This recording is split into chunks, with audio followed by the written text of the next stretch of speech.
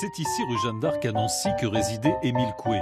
Dans cette très belle demeure, une maison jumelle que son beau-père Victor Lemoine avait offert à ses deux filles. Alors on se trouve dans la maison d'Émile Coué et ici c'était son salon. Et il recevait les gens qui soignaient dans la partie ici. Aujourd'hui, c'est un cabinet d'architectes qui a pris place au rez-de-chaussée et à l'étage réside encore un descendant indirect d'Émile Coué.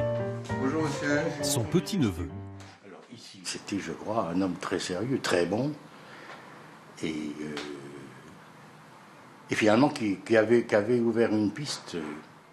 Émile Coué, un psychologue pharmacien français, auteur d'une méthode de guérison et de développement personnel qui reste ancrée dans les mémoires. La méthode Coué, fondée sur l'autosuggestion.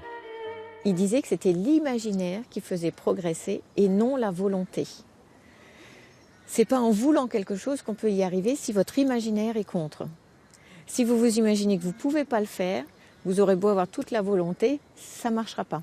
Alors il y a des gens qui disent bah oui mais moi je veux et puis ça marche.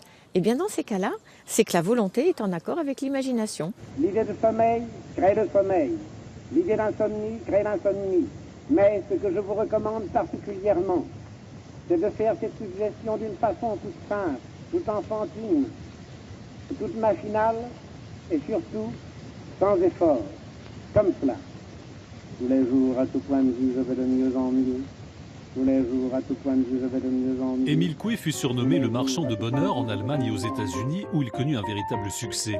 Il explora au sein de la psychologie moderne des voies originales et fut un précurseur de la psychologie comportementale, de la pensée positive et de l'hypnose.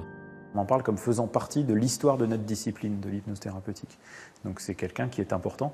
Coué a amené une pierre très particulière à l'édifice de l'hypnose thérapeutique et de la fameuse école de la suggestion. Émile Coué, qui repose au cimetière du Sud à Nancy, a inspiré de nombreux psychanalystes, mais plus étonnant, John Lennon, qui intégra sa célèbre autosuggestion dans un titre dédié à son fils pour qu'il n'oublie jamais d'être heureux.